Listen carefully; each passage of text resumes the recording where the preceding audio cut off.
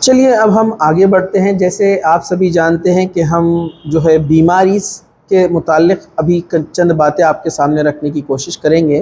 ہمارا جو ٹاپک ہے وہ ہے جنازے کے مسائل، لیکن اس سے پہلے یہاں پر ہم دیکھ لیتے ہیں کہ ایک انسان اگر کوئی بیمار ہو، اس کی اچانک موت نہ آئی ہو، وہ بیماری کے دور سے گزر رہا ہے، تو وہ قرآن حدیث اس کی کیا رہنمائی کرتی ہیں، کیا اس کو راستہ دکھلاتی ہے، ذرا آپ غور سے سنیے۔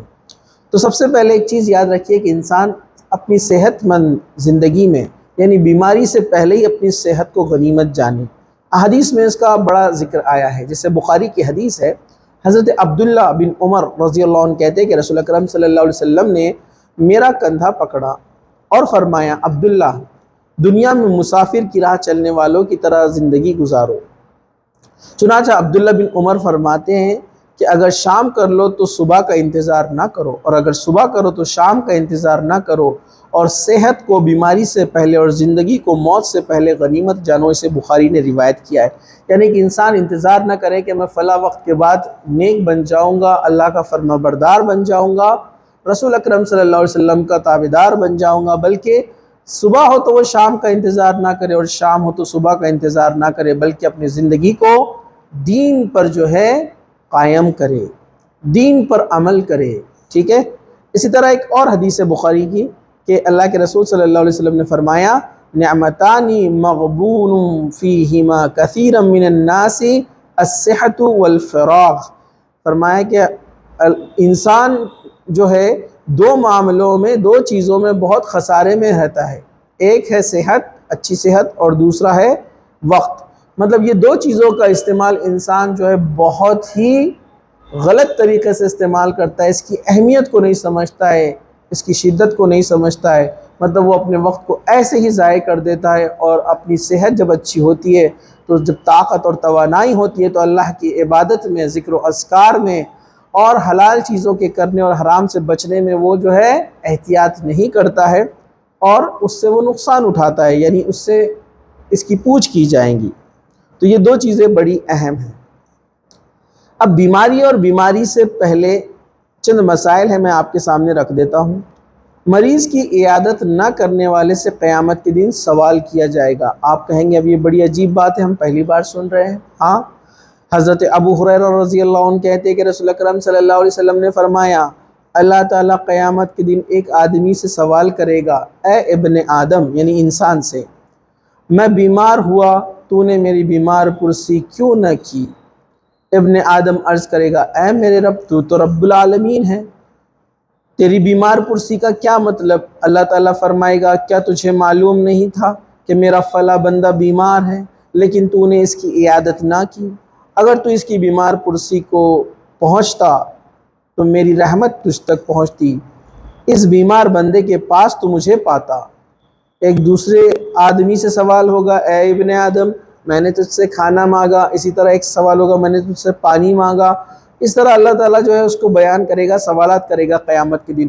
بندہ ہر بار پوچھے گا، یا اللہ تجھے ان تمام چیزوں کی کیا ضرورت؟ تو اللہ تعالیٰ کہے گا، تو فلاں کی اگر مدد کرتا تو تم مجھے پاتا۔ اس کا مطلب یہ نہیں کہ اللہ تعالیٰ خود وہاں پر آ جاتا ہے جو دوسری قوموں کا عقیدہ ہے، بلکہ بندوں کی مدد میں اللہ تعالیٰ راضی ہوتا ہے، خوش ہوتا ہے۔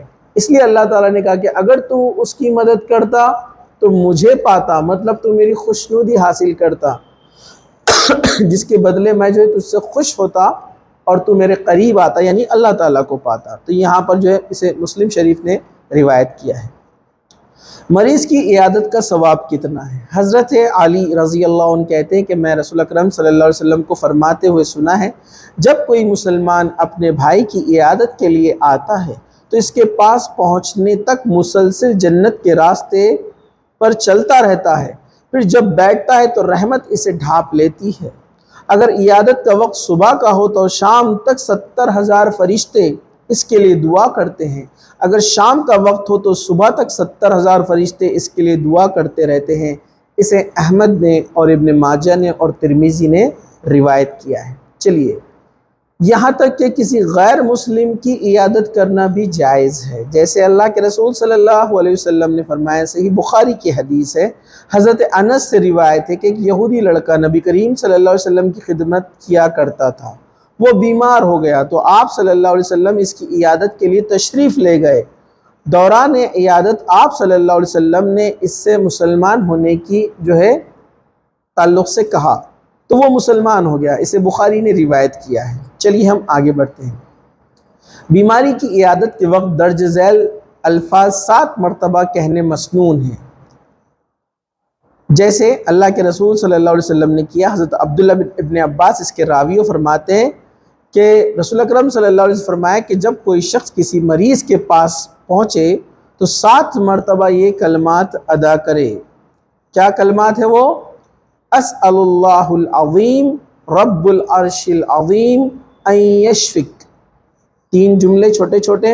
اسأل اللہ العظیم مطلب میں اس عظیم اللہ رب العزت سے سوال کرتا ہوں، رب العرش العظیم جو عرش عظیم کا رب ہے، ان یشفک کہ اے اللہ اسے شفا دے، یا میں تجھ سے شفا کا سوال کرتا ہوں۔ تو اللہ تعالیٰ اسے شفا عطا کرتا ہے بشرط یہ کہ اس کی موت کا وقت نہ ہو۔ تو ہمیں یہ پتہ چلا کہ یہ الفاظ کتنے اچھے ہیں اور کتنے فائدہ مند ہیں۔ تو جب بھی ہم کسی بیمار کے پاس جائیں 7 مرتبہ اس کو پڑھیں، اسأل اللہ العظیم رب العرش العظیم ان یشفک۔ چلیے ہم آگے بڑھتے ہیں۔ بیماری میں ناشکری کے الفاظ منہ سے نہیں نکالنا چاہیے۔ حدیث اس طرح سے ہے، بخاری کی ہے۔ حضرت ابن عباس رضی اللہ عنہ سے روایت ہے کہ نبی کریم صلی اللہ علیہ وسلم ایک بدو ایک گاؤں کے شخص کے پاس عیادت کے لیے گئے، تشریف لائے۔ نبی کریم صلی اللہ علیہ وسلم کا معمول مبارک تھا کہ جب کسی مریض کی عیادت کے لیے تشریف لائے تو کہتے فکر نہ کر، یہ بیماری تمہیں گناہوں سے انشاءاللہ پاک کر دیں گی، یعنی جو بندہ بیمار ہوتا ہے اس کے گناہ مٹا دیے جاتے ہیں۔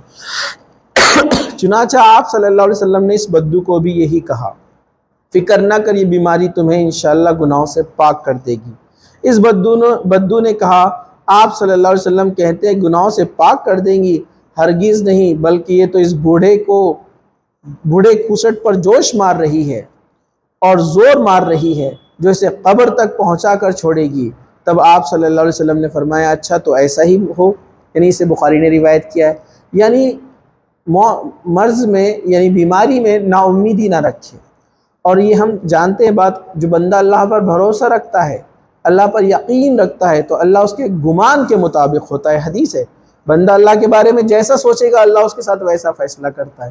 اور ہم یہ بات بھی جانتے ہیں کہ سائیکالوجیکلی بھی جب انسان جس طریقے سے سوچتا ہے پازیٹیو تو چیزیں پازیٹیو ہونے لگتی ہے، اگر وہ نگیٹیو سوچے گا تو چیزیں نگیٹیو ہونے لگتی ہے۔ تو انسان اللہ پر بھروسہ رکھے۔ اسی طرح بیمار پرسی کے وقت مریض کے پاس تسلی اور حوصلہ دلانے والی باتیں کرنی چاہیے۔ جیسے مسلم کی حدیث ہے، حضرت ام سلمہ رضی اللہ عنہ کہتی ہیں کہ رسول اکرم صلی اللہ علیہ وسلم نے فرمایا جب تم مریض کے پاس یا مرنے والے کے پاس جاؤ تو بھلی باتیں کہو، کیونکہ جو کچھ تم کہتے ہو فرشتے اس پر آمین کہتے ہیں۔ جب بھی آپ مریض کے پاس جائیں اچھی باتیں کہیں، پازیٹیو باتیں کہیں، اس کے اچھے ہونے کی باتیں کہیں، اس کو اللہ کا ذکر کرنے کے لیے کہے، اس کو جو ہے دعائیں پڑھنے کے لیے کہے۔ تو یہ چیزیں جب آپ کہتے ہیں تو فرشتے اس پر آمین کہتے ہیں، اسے مسلم نے روایت کیا ہے۔ اسی طرح بیماری کو برا نہ کہا جائے۔ بیماری اور تکلیفیں مسلمان کو گناہوں سے پاک کرنے اور درجات کو بلند کرنے کا ذریعہ ہے، اسے بخاری نے روایت کیا ہے۔ حضرت عبداللہ رضی اللہ عنہ کہتے ہیں کہ نبی کریم صلی اللہ علیہ وسلم کی خدمت میں حاضر ہوا۔ اس وقت آپ صلی اللہ علیہ وسلم شدید بخار میں مبتلا تھے۔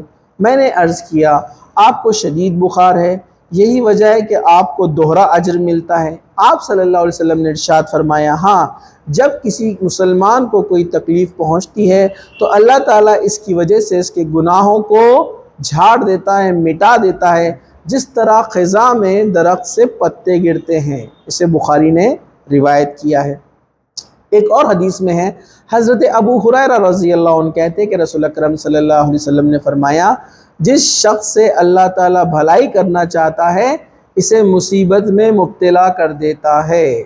تو کسی کا مصیبت میں مبتلا ہونا بھی اللہ تعالیٰ کی طرف سے بھلائی ہے، اس کے گناہوں کو اس کے ذریعے سے مٹا دیا جاتا ہے۔ اسی طرح بیماری کے دوران بیمار کی دعا قبول کی جاتی ہے۔ جو انسان بیمار ہوتا ہے اس کی دعا رد نہیں ہوتی ہے، بحقی کی روایت ہے، حضرت عبداللہ بن عباس رضی اللہ عنہ سے روایت ہے، وہ فرماتے ہیں کہ نبی کریم صلی اللہ علیہ وسلم نے فرمایا 5 آدمیوں کی دعائیں قبول کی جاتی ہے، 5 لوگ ایسے ہیں جن کی دعا قبول کی جاتی ہے۔ مظلوم کی دعا یہاں تک کہ وہ بدلہ لے لے، جس پر ظلم ہوا ہے جینوینلی، اور وہ دعا کر دے، بد دعا کر دے تو قبول ہوتی ہے۔ حاجی کی دعا یہاں تک کہ وہ گھر لوٹ آتا ہے، حاجی کی دعا رد نہیں ہوتی ہے۔ مجاہد کی دعا جب تک کہ وہ جہاد سے واپس نہ آ جائے۔ چوتھا، مریض کی دعا یہاں تک کہ جب وہ ٹھیک نہ ہو جائے۔ اور 5واں، بھائی کے لیے غائبانہ دعا۔ پھر آپ صلی اللہ علیہ وسلم نے فرمایا ان تمام دعاؤں میں سب سے جلد قبول ہونے والی دعا اپنے بھائی کی دعا اپنے بھائی کے لیے غائبانہ کی ہوئی ہے، یعنی ایک اپنا بھائی دوسرے بھائی کے لیے دعا کرتا ہے، اس کے غائبانہ، یعنی اس کو پتہ نہیں ہے لیکن اس کے لیے دعا کر رہا ہے کہ اللہ اس کا معاملہ درست کر دے، اس کو ہدایت دے دے، اس کا اچھا معاملہ کر، اس کی پریشانی کو دور کر دے، اور وغیرہ وغیرہ، ٹھیک ہے۔ اسے بحقی نے روایت کیا ہے۔ چلیے آگے بڑھتے ہیں۔ علاج کرانا سنت ہے، لیکن علاج کے لیے حرام چیزیں استعمال کرنے سے منع کیا گیا ہے۔ ترمذی کی روایت ہے، حضرت اسامہ بن شریک رضی اللہ عنہ سے روایت ہے، وہ فرماتے ہیں بعض بدوؤں نے عرض کیا یا رسول اللہ صلی اللہ علیہ وسلم کیا ہم علاج کروائیں؟ آپ نے فرمایا ہاں، اللہ کے بندو علاج کرواؤ۔ اللہ نے کوئی ایسی بیماری پیدا نہیں فرمائی جس کی شفا نہیں فرمایا ہے، کوئی بیماری ایسی نہیں ہے مطلب جس کی دوا موجود نہ ہو، سوائے ایک بیماری کے۔ لوگوں نے عرض کیا وہ کون سی بیماری ہے؟ آپ نے فرمایا بڑھاپا، یعنی بڑھاپے کے علاوہ جتنی بیماریاں دنیا میں ہیں اس کی دوا موجود ہے، اب شرط ہے کہ انسان اس کے لیے کوشش کرے۔ اس لیے اس بات سے پتہ چلتا ہے کہ شریعت آپ کو جو ہے اجازت دیتی ہے، بلکہ آپ کو کہتی ہے کہ آپ علاج کروائے۔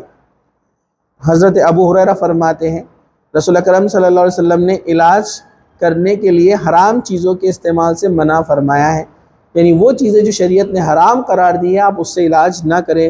اسے احمد، ابو داؤد، ترمذی، ابن ماجہ نے جو ہے روایت کیا ہے۔ اس طرح کی اور بھی بہت ساری حدیثیں یہاں پر موجود ہیں۔ رسول اکرم صلی اللہ علیہ وسلم نے بخار کا علاج ٹھنڈے پانی سے کرنے کا حکم دیا، جو آج بھی ہم دیکھتے ہیں کہ ٹھنڈے پانی کی پٹیاں زیادہ ٹیمپریچر بڑھنے پر لگائی جاتی ہے۔ ابن ماجہ کی روایت ہے، حضرت ابو ہریرہ فرماتے ہیں کہ رسول اکرم صلی اللہ علیہ وسلم نے فرمایا بخار جہنم کی بھٹی میں سے ایک بھٹی ہے، اسے ٹھنڈے پانی سے ختم کیا کرو۔ یعنی اگر کسی کو ٹیمپریچر بہت ہائی فیور ہو تو ٹھنڈے پانی کی پٹیاں یا پانی بھگو کر جو ہے اس کے جسم کے حصوں کو لگاؤ، کیونکہ کہا کہ یہ جہنم کے حصوں میں سے ایک حصہ ہے اور پانی اس کا علاج ہے۔ چلیے نبی کریم صلی اللہ علیہ وسلم دل کے مریض کے لیے حریرہ تجویز فرمایا کرتے تھے۔ حدیث جو ہے متفق علیہ ہے، بخاری اور مسلم میں ہے۔ حضرت عائشہ رضی اللہ عنہ کہتی ہے کہ میں نے رسول اکرم صلی اللہ علیہ وسلم کو فرماتے ہوئے سنا کہ تلبینہ دل کے مریضوں کے لیے راحت بخش ہے اور غموں کو ہلکا کرتا ہے۔ اسے بخاری اور مسلم نے روایت کیا ہے۔ حریرہ کیا ہوتا ہے؟ ایک آٹے کا حلوہ ہوتا ہے، یعنی آٹے میں یا میدے میں بنایا جاتا ہے، جس میں گھی، اصلی گھی، اور جو ہے اس میں کچھ مغزیات وغیرہ ڈالے جاتے ہیں، جس کو ہمارے آس پاس کے ماحول میں حریرہ کہا جاتا ہے۔ تو یہ تلبینہ جو ہے دل کے لیے بہت زیادہ قوی ہوتا ہے، تو ہم اس کا استعمال کریں۔ جو دل کے مریض ہیں خاص طور سے اس کو استعمال کریں، اور جو بچے دل کے کمزور ہوتے ہیں ان کو بھی حریرہ جو ہے ٹھنڈی کے دنوں میں خاص طور سے پلایا جائے تاکہ ان کے دل کو تقویت ملے۔ چلیے نبی کریم صلی اللہ علیہ وسلم نے نیمونیا میں عود ہندی استعمال کرنے کی ہدایت فرمائی تھی، اسے بخاری اور مسلم نے روایت کیا ہے۔ حضرت ام قیس بن محسن رضی اللہ عنہ کہتے ہیں کہ رسول اکرم صلی اللہ علیہ وسلم نے فرمایا اپنی اولاد کو حلق کیوں دباتی ہو، یعنی آپ نے فرمایا اپنی اولاد کے حلق کیوں دباتی ہو، تمہیں عود ہندی استعمال کرنا چاہیے، اس میں 7 بیماریوں کے لیے شفا ہے۔ جو عود ہوتا ہے جس کا دھواں آپ دیکھتے ہیں، خاص جو عود اوریجنل ہوتا ہے، اس میں کافی شفا ہے۔ آپ نے فرمایا ان میں سے ایک ذات الجم ہے حلق کی بیماری کے لیے، اسے ناک میں ڈالنا چاہیے، جبکہ ذات الجم کے لیے منہ میں چبانا چاہیے۔ عود الہند کو چبایا بھی جاتا ہے، اور کچھ جو ہے سالوینٹس میں اس کو ڈیزولو کر کے ناک میں بھی ڈالا جاتا ہے۔ جو حکیم ہوتے ہیں، جو پیشے سے حکیم ہیں، وہ اس کا طریقہ اور بہتر جانتے ہیں، تو آپ ان سے ربط کر کے معلوم کریں کہ اس کا استعمال کیسے ہوتا ہے، ٹھیک ہے؟ تو عود الہند کا بہت فائدے ہیں، اللہ کے رسول نے فرمایا 7 بیماریوں کا اس میں علاج ہے، اور یہاں خاص طور سے ذات الجم یعنی نیمونیا کے لیے اس کے علاج کے بارے میں جو ہے تجویز جو ہے دی گئی ہے۔ چلیے آگے بڑھتے ہیں۔ نبی کریم صلی اللہ علیہ وسلم نے درد شقیقہ یعنی آدھے سر کا جو درد ہوا کرتا ہے اس کا علاج پچنے لگوا کر کیا تھا، یعنی کپنگ جس کو ہم کہتے ہیں، اور آج تو بہت عام ہو چکی ہے کپنگ وغیرہ، تو یہ سنت بھی ہے، بخاری نے روایت کیا ہے۔ حضرت عبداللہ بن عباس رضی اللہ عنہ سے روایت ہے کہ رسول اکرم صلی اللہ علیہ وسلم نے حالت احرام میں، یعنی آپ جب حج کے لیے گئے تھے، درد شقیقہ یعنی آدھے سر کے درد کے لیے پچنے لگوائے تھے، اسے بخاری نے روایت کیا ہے۔ چلیے، عرق النساء یعنی جوڑوں کا درد کا علاج، صحیح ابن ماجہ، حضرت انس راوی ہے، فرماتے ہیں کہ رسول اکرم صلی اللہ علیہ وسلم نے، ہم نے اللہ کے رسول صلی اللہ علیہ وسلم کو فرماتے ہوئے سنا ہے کہ عرق النساء کے علاج جنگلی بکری کے سرین، ٹھیک ہے، اس کے سرین کے اندر موجود ہے، اسے اچھی طرح گلایا جائے، پھر اس کے 3 حصے کیے جائے اور ہر روز نہار منہ ایک حصہ پیا جائے، اسے ابن ماجہ نے روایت کیا ہے۔ لیکن ایک بات آپ یاد رکھیں، حدیثوں میں جو ذکر آ رہا ہے، جن چیزوں سے علاج کیا جاتا ہے، ظاہر سی بات ہے ان چیزوں کا استعمال کیسے کیا جائے، آپ کسی حکیم سے ضرور اس کے تعلق سے جو ہے رائے مشورہ لیں۔ چلیے، خون روکنے کے لیے حضور اکرم صلی اللہ علیہ وسلم نے ٹانٹ کے راکھ کا استعمال فرمایا تھا، اسے بخاری نے روایت کیا ہے۔ حضرت سہیل بن سعد رضی اللہ عنہ فرماتے ہیں کہ احد کے دن حضرت فاطمہ رضی اللہ عنہ رسول اکرم صلی اللہ علیہ وسلم کا زخم دھو رہی تھی، اور حضرت علی بن ابو طالب رضی اللہ عنہ ڈھال سے زخم پر پانی ڈال رہے تھے۔ حضرت فاطمہ رضی اللہ عنہ نے جب دیکھا کہ پانی ڈالنے سے خون زیادہ نکل رہا ہے، تو ٹاٹ کا ٹکڑا جس کو ہم رسی کہتے ہیں، ٹاٹ کا ٹکڑا لے کر جلایا اور اسے زخم پر جما دیا تو خون بند ہو گیا۔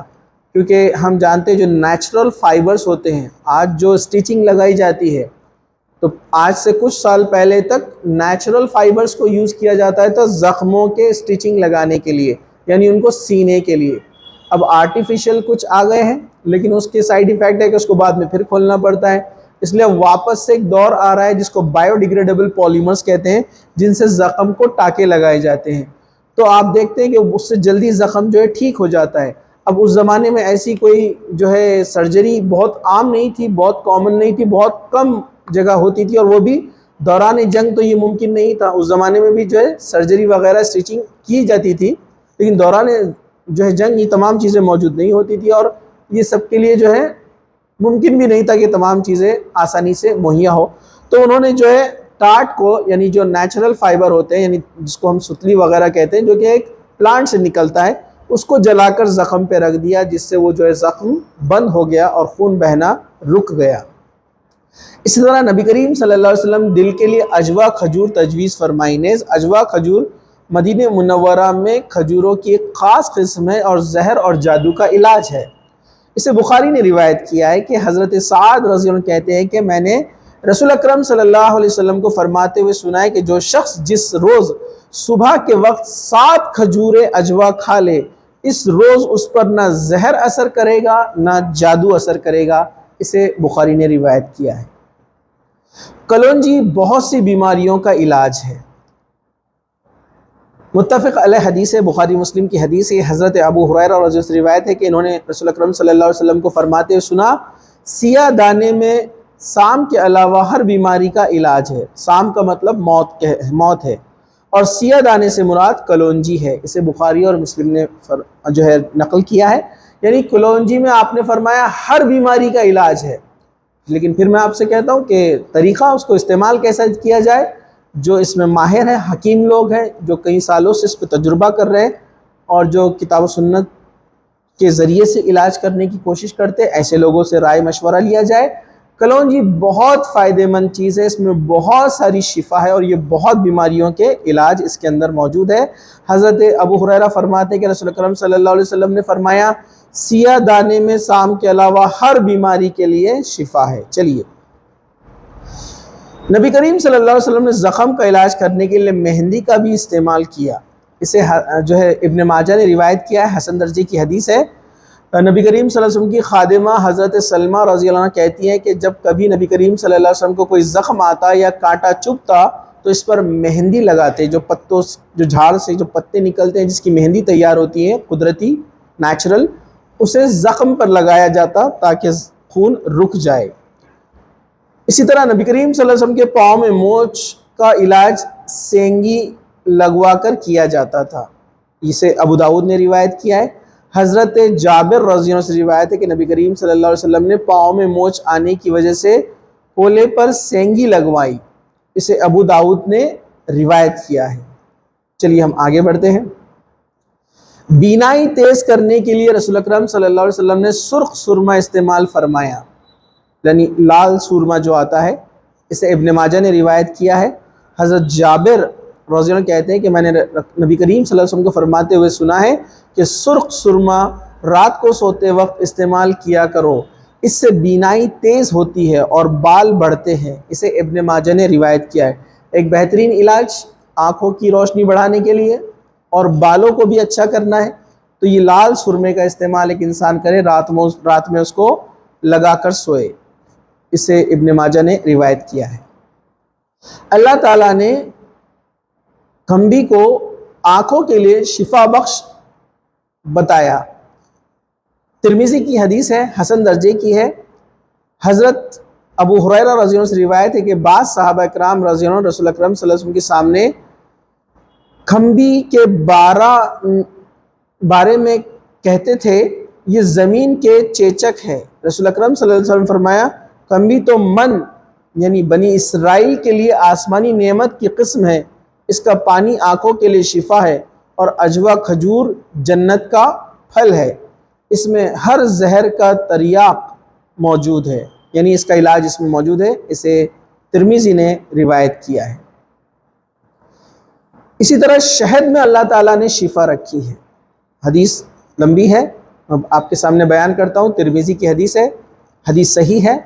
حضرت ابو سعید اس کے راوی ہیں، فرماتے ہیں ایک آدمی نبی کریم صلی اللہ علیہ وسلم کی خدمت میں حاضر ہوا، عرض کیا میرے بھائی کو اسحال کی شکایت ہے۔ آپ صلی اللہ علیہ وسلم نے فرمایا اسے شہد پلا۔ اس آدمی نے اپنے بھائی کو شہد پلایا، وہ پھر حاضر ہوا اور عرض کیا یا رسول اکرم صلی اللہ علیہ وسلم میں نے اسے شہد پلایا، اس کے اسحال یعنی جو قبض تھا، یعنی اس کے پیٹ میں جو شکایت تھی انڈائجیشن کی، وہ زیادہ ہو گئی ہے۔ تو ابو سعید رضی اللہ عنہ کہتے ہیں کہ رسول اکرم صلی اللہ علیہ وسلم نے اسے شہد پلا، پھر سے کہا، اس آدمی نے پھر ویسا ہی کیا، وہ پھر اور بڑھ گیا، پھر کہا اللہ کے رسول میں نے پلایا لیکن یہ تو اور بڑھ گیا۔ پھر اللہ کے رسول صلی اللہ علیہ وسلم فرمایا اللہ نے سچ فرمایا اور تیرے بھائی کا جو ہے پیٹ جھوٹا ہے، اسے شہد پلا، چنانچہ اس نے اسے شہد پھر پلایا اور اللہ تعالیٰ نے اسے شفا دے دی۔ یعنی ہم شہد کا استعمال کریں گے، لیکن ہو سکتا ہے طریقہ استعمال صحیح نہ ہو، یا آپ استعمال تو کر رہے ہیں دوا کا نبی کریم صلی اللہ علیہ وسلم کے بتائے ہوئے طریقہ پر، لیکن اس پر ہمارا جو ہے عقیدہ نہ ہو۔ تو یاد رکھیے تمام چیزیں، چاہے یہ قدرتی چیزیں جو اللہ کے رسول صلی اللہ علیہ وسلم بتا رہے ہو، یا جو دوائی یا میڈیسن آپ لیتے ہیں، شفا اللہ کی طرف سے ہوتی ہے۔ تو ہم اللہ پر کامل یقین رکھ کر ان چیزوں کا استعمال کریں، اور ان نعمتوں میں اللہ تعالیٰ نے شفا رکھی ہے انسانوں کے لیے، جو اللہ تعالیٰ نے نبی کریم صلی اللہ علیہ وسلم کے ذریعے اس امت تک پہنچائی۔ تو ہمیں چاہیے کہ ہم جو علاج بتایا گیا اس پر عمل بھی کریں اور اللہ پر یقین رکھیں کہ شفا دینے والی ذات اللہ کی ہے۔ چلیے ہم آگے بڑھتے ہیں۔ زمزم کے پانی میں شفا ہے، ابن ماجہ نے اس کو روایت کیا ہے کہ حضرت جابر بن عبداللہ رضی اللہ عنہ کہتے ہیں کہ میں نے رسول اکرم صلی اللہ علیہ وسلم کو فرماتے ہوئے سنا ہے کہ زمزم کا پانی جس ارادے سے پیا جائے وہ پورا ہوتا ہے، اسے ابن ماجہ نے روایت کیا۔ مطلب جو شخص زمزم کا پانی جس نیت سے پیے گا، کسی بیماری کے شفا کے لیے پیے گا، اللہ تعالیٰ اس بیماری میں اس کو شفا عطا کرے گا۔ چلیے، سنا اور زیرہ میں ہر بیماری کے لیے شفا ہے، یہ بھی بڑا فائدہ مند ہے۔ حدیث اس طرح سے ہے، ابن ماجہ کی ہے، صحیح حدیث ہے۔ حضرت ابی بن ام حرام رضی اللہ عنہ کہتے ہیں کہ میں نے رسول اکرم صلی اللہ علیہ وسلم کو فرماتے ہوئے سنا ہے کہ سنا اور زیرہ میں موت کے علاوہ ہر چیز کے لیے شفا ہے۔ اسے ابن ماجہ نے روایت کیا ہے۔ اب ثنا یا سنود کا لفظ استعمال زیرہ کے لیے بھی ہوتا ہے اور پنیر کے لیے بھی ہوتا ہے۔ جو حدیث میں سنود لفظ استعمال ہوا ہے وہ زیرے کے لیے بھی ہوتا ہے اور پنیر کے لیے بھی ہوتا ہے، اور دونوں چیزیں استعمال کے لیے ہیں اور دونوں چیزیں فائدہ مند ہیں۔ چلیے ہم آگے بڑھتے ہیں۔ بیماری دور کرنے کے لیے ہاتھ میں کڑا، چھلا، منکا یا دھاگا وغیرہ باندھنا منع ہے۔ ان چیزوں سے اللہ کے رسول نے منع فرمایا ہے۔ مسند احمد کی روایت حدیث ہے، صحیح ہے۔ حضرت عقبہ بن عامر جہنی رضی اللہ عنہ سے روایت ہے کہ رسول اکرم صلی اللہ علیہ وسلم کی خدمت میں ایک جماعت اسلام لانے کے لیے حاضر ہوئی۔ نبی کریم صلی اللہ علیہ وسلم نے 9 آدمیوں سے بیعت لی اور 10ویں آدمی سے بیعت نہیں لی۔ ہاتھ لے کر آپ بیعت کیا کرتے تھے، تو آپ نے فرمایا اس سے میں نے اس لیے بیعت نہیں لی کیونکہ اس آدمی نے تمیمہ یعنی تعویذ یعنی کوئی چھلا، منکا یا دھاگا اپنے گلے میں جو ہے لٹکایا ہوا تھا، باندھا ہوا تھا۔ چنانچہ آپ صلی اللہ علیہ وسلم نے اپنا ہاتھ آگے بڑھانے سے روک لیا۔ اس کے بعد اس آدمی نے اس کو نکال کر توڑ دیا، پھینک دیا۔ تب اللہ کے رسول صلی اللہ علیہ وسلم نے اس سے بیعت لی اور فرمایا من علق تمیمۃ فقد اشرک، جس نے تمیم لٹکایا اس نے شرک کیا۔ یعنی ان تمام چیزوں سے، من کا دھاگا، چھلا، کڑا وغیرہ، اس نیت سے کوئی پہنتا ہے کہ اس سے بیماری دور ہوں گی یا نظر سے بد سے بچے گا تو یہ شرک ہے، اس سے بچنا چاہیے۔ جادو کے ذریعے جادو کا علاج کرنا منع ہے۔ کوئی شخص پر جادو ہو گیا ہے تو اس کا علاج وہ جادو کے ذریعے نہ کرے بلکہ قرآن کے ذریعے کرے۔ ابو داؤد کی روایت حضرت جابر اس کے راوی فرماتے ہیں کہ نبی کریم صلی اللہ علیہ وسلم نے جادو کے ذریعے جادو کا علاج کرنے کے بارے میں جب آپ سے پوچھا گیا تو آپ نے فرمایا یہ شیطانی فعل ہے۔ آپ نے فرمایا وہ من عمل الشیطان، کہ جادو شیطانی فعل ہے، عمل ہے، اس کو نہ کیا جائے۔ شرکیہ کلمات سے پاک اگر کوئی دم ہو تو اس سے شفا حاصل کی جا سکتی ہے۔ شرکیہ افعال جیسے وہ چیزیں جو اللہ اور اس کے رسول کے لیے خاص ہے، خاص طور سے جو اللہ کے لیے خاص ہے، کسی انسان کو آپ وہ چیزیں، وہ کلمات، وہ اعزاز، وہ بڑائی، وہ کبریائی آپ نہیں دے سکتے اللہ کے علاوہ۔ حضرت عبداللہ رضی اللہ عنہ سے روایت ہے کہ میں نے رسول اکرم صلی اللہ علیہ وسلم کو فرماتے ہوئے سنا ہے کہ دم، ٹونے اور تعویذ یہ شرک ہے۔ حضرت عبداللہ رضی اللہ عنہ کی بیوی نے کہا عبداللہ تم یہ کیسے کہتے ہو؟ مجھے آنکھ میں شدید ایک بار تکلیف تھی، فلاں یہودن کے پاس میں گئی، اس نے مجھے دم کیا، کچھ پڑھ کر پھونکا اور مجھے آرام آ گیا۔ حضرت عبداللہ رضی اللہ عنہ نے کہا یہ آنکھ کی تکلیف شیطان کا کام تھا جو اپنے ہاتھ سے تیری آنکھ کو اذیت پہنچاتا تھا۔ جب اس یہودن نے وہ دم کیا یعنی وہ کلمات پڑھے تو شیطان خوش ہو کر چلا گیا۔ زینت تجھے دم کرنے کے لیے وہ کلمات کافی تھے، زینب تجھے دم کرنے کے لیے وہ کلمات کافی تھے جو رسول اکرم صلی اللہ علیہ وسلم نے بیان کیے تھے۔ آپ صلی اللہ علیہ وسلم نے دم کے لیے یہ کلمات ارشاد فرمائے اے لوگوں کے رب اس بیماری کو دور فرما، تو ہی شفا دینے والا ہے، شفا صرف تیرے ہی طرف سے ہے، ایسی شفا عطا فرما جو کسی قسم کی بیماری باقی نہ چھوڑے۔ اسے ابو داؤد نے روایت کیا ہے۔ اذهب الناس رب الناس واشفن انت الشافی لا شفاء الا شفاؤک شفاء لا یغادر سقما۔ یہ ابو داؤد کی روایت ہے اور اس دعا کا اس میں ذکر ہے کہ جو شخص ایسی دعا کرتا ہے اللہ تعالیٰ اس کو اس دعا کے بدلے جو ہے شفا عطا کرتا ہے۔ بیمار آدمی اپنا دایاں ہاتھ یعنی سیدھا ہاتھ پھیر کر اللہ سے شفا کے لیے دعا کرے۔ کون سی دعا کرے؟ اپنا دایاں ہاتھ اس بیماری کی جگہ پر، تکلیف کی جگہ پر رکھے اور یہ دعا کرے اذهب البأس رب الناس واشفی انت الشافی لا شفاء الا شفاؤک شفاء لا یغادر سقما۔ متفق علیہ۔ حضرت عائشہ رضی اللہ عنہ فرماتی ہے کہ رسول اکرم صلی اللہ علیہ وسلم جب کسی مریض کے پاس جاتے تو آپ یہی دعا فرماتے۔ ٹھیک ہے، اسے بخاری اور مسلم نے جو ہے روایت کیا ہے۔ برس جلد کی جو بیماری ہے، سکن ڈیسیز، کوڑ یہ بھی ایک بیماری ہے جسم کے تعلق سے، اسکن سے. دیوانگی یعنی پاگل پن اور مختلف بیماریوں سے محفوظ رہنے کے لیے درج ذیل دعا انسان پڑھے. اللہم انی اعوذ بک من الجنون والجذام والبرص ومن سیء الاسقام. اسے نسائی نے روایت کیا ہے، صحیح حدیث ہے کہ جو شخص یہ دعا پڑھتا ہے جس کا معنی ہے کہ اے اللہ میں جنون یعنی پاگل پن، کوڑ اور برص اور بری بیماریوں سے تیری پناہ طلب کرتا ہوں، اسے نسائی نے روایت کیا ہے. جادو کے اثر سے محفوظ رہنے کے لیے موعظات پڑھ کر دم کرنا چاہیے. دم کرتے وقت جسم پر ہاتھ پھیرنا مسنون ہے، سنت طریقہ ہے، اچھی بات ہے. موعظات مطلب سورہ فلق، سورہ ناس، ان کو پڑھا جائے. حضرت عائشہ رضی فرماتی ہے کہ نبی کریم صلی اللہ علیہ وسلم نے جادو کے اثر سے جب بیمار کوئی شخص ہوتا تو اسے موعظات پڑھ کر اپنے ہاتھ پر دم کرواتے بھی تھے اور کرنے کے لیے کہتے اور اس کے جسم پر جو ہے ہاتھ پھیرتے. اسے بخاری اور مسلم نے روایت کیا ہے. کسی جگہ درد ہو تو وہاں ہاتھ رکھ کر یہ دعا پڑھنی چاہیے. اگر آپ کے دانت میں درد ہے، آپ کے چہرے پر، ہاتھ پر، پیر پر، کہیں بھی سر میں درد ہے تو یہ دعا آپ جو ہے اس پر ہاتھ رکھ کر پڑھے. آپ 3 بار کہیں بسم اللہ بسم اللہ بسم اللہ، اور 7 مرتبہ آپ یہ پڑھیں اعوذ باللہ وقدرتہ من شر ما اجد وحاضر.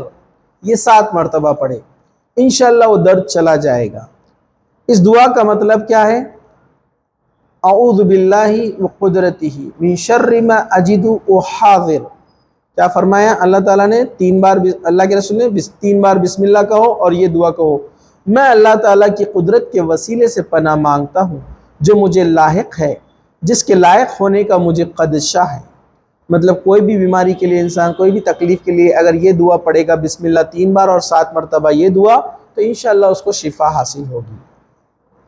نظر میں اثر ہوتا ہے، بری نظر سے محفوظ رہنے کے لیے کون سی دعا پڑھی جائے؟ اللہ کے رسول صلی اللہ علیہ وسلم نے فرمایا العین حق ولو کان شیء سابق القدر سبقت العین، رواہ مسلم. آپ نے فرمایا نظر حق ہے، نظر کا لگنا حق ہے. کوئی انسان کسی چیز کو دیکھ کر نظر لگا دے، دیکھ لے اور وہ تکلیف میں پہنچ جائے، اسے نقصان ہو جائے، تو اس پر کیا کریں؟ وہ دعا پڑھے. وہ کون سی دعا ہے؟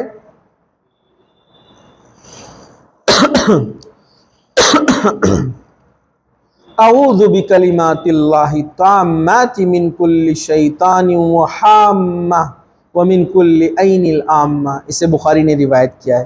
حضرت عبداللہ بن عباس رضی اللہ عنہ فرماتے کہ رسول اکرم صلی اللہ علیہ وسلم نے حضرت حسن اور حضرت حسین رضی اللہ عنہ کے لیے پناہ کے لیے دعا کی.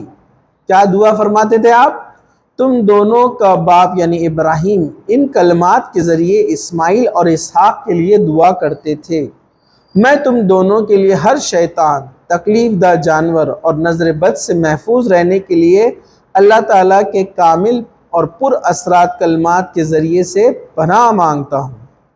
تو یہ دعا اگر کوئی شخص پڑھے اللہ تعالیٰ اس کی حفاظت فرماتا ہے.